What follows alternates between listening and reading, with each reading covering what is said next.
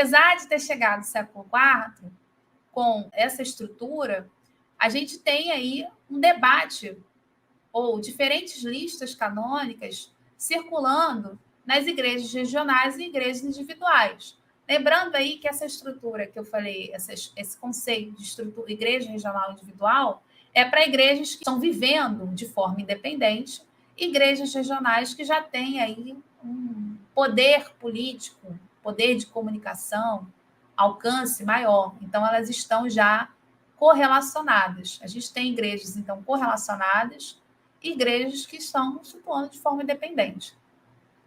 E aí você vê debates seríssimos sobre, por exemplo, Apocalipse, Cartas Hebreus, Pastor de Hermes, Epístola de Barnabé.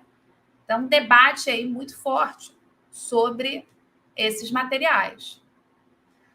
Um outro ponto que também é interessante para a gente olhar esse século IV é que a gente, com a perseguição aos cristãos de Diocleciano, por volta do ano 300 a 313, você tem uma aceleração da formação desse cânone.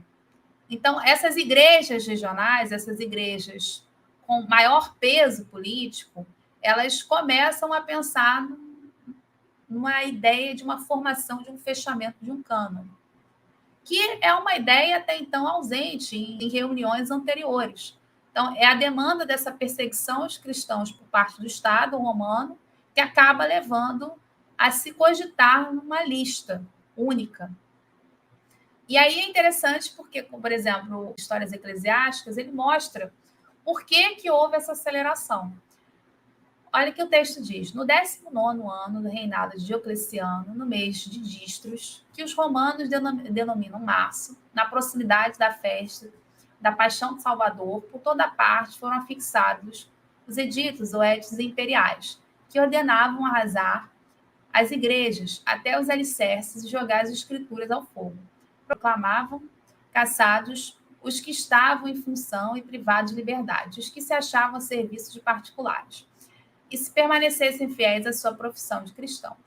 Tal foi o primeiro édito contra nós. Pouco tempo depois apareceram outros éditos, ordenando primeiro, se pudessem no cárcere por toda parte os chefes das igrejas. Logo em seguida, se utilizassem todos os meios para forçá-los a sacrificar. Então, a narrativa fala, né, sobre esse processo de perseguição, mas chama atenção isso aqui, ó, os textos, essas listas canônicas, que aí já começam a ganhar um peso de escritura, sendo lançados ao fogo, sendo destruídas. Só que aí você tem tudo em que é lista sendo jogada. Então, você tem aqui, por exemplo, vou voltar aqui, essas diferentes listas aqui não tem unidade, está tudo circulando. Então, o que está sendo jogado no fogo? É a lista proposta por Orígenes? É a lista proposta por Tertuliano? É a lista proposta por Clemente? É a lista proposta por Irineu? Pode ser essas e outras também. Então, a gente tem uma autonomia muito grande ainda dessas igrejas, até do ponto de vista desse processo de produção de listas. Então, o que está sendo queimado aqui pode ser de tudo.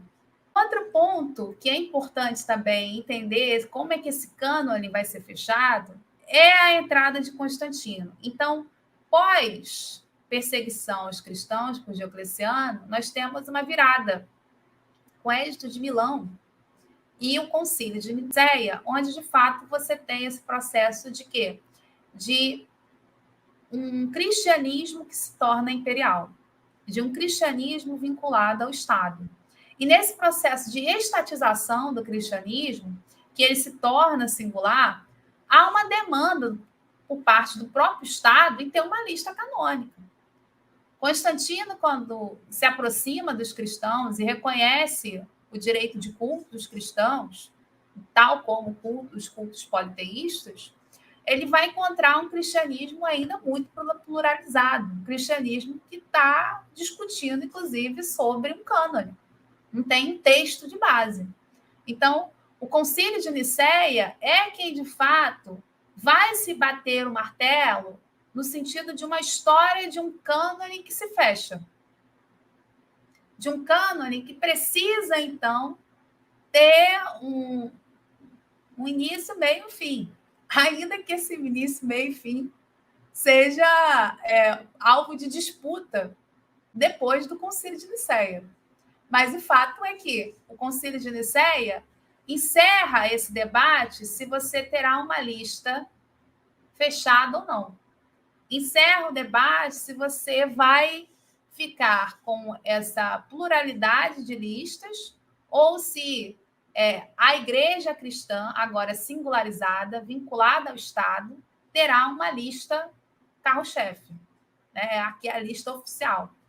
De você ter essa lista oficial, os debates entre os séculos IV e VI evidenciam divergências sobre o cânone entre as igrejas ocidentais e orientais. É o caso do Apocalipse do João Visionário.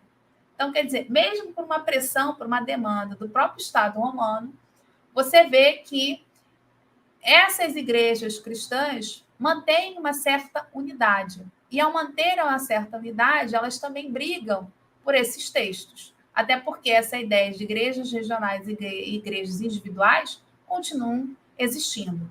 Nesse contexto aqui já de um cristianismo estatizado, de um imperial, melhor falando, você tem o processo de perseguição de cristãos perseguindo outros cristãos. Então, o conceito de heresia, por exemplo, ganha muita força também nesse contexto. Por quê? Para a necessidade de você manter, então, um modelo de cristianismo único, manter essa régua. Então, ter o cânone fechado também é uma demanda para essa singularização. Por exemplo, o cemitério de El-Bagawat, no Egito, onde você tem estratos mais estratos de cristãos que vão fundando, né, vão ali, ou reestruturando a comunidade situada no Egito. Por quê? Estão fugindo justamente da opressão desse Estado que está brigando por uma lista única, está brigando por uma ideia única desse Jesus. Então, você vê que tem também essa história desse cânone está ligada também a essa história de singularização e estatização do cristianismo.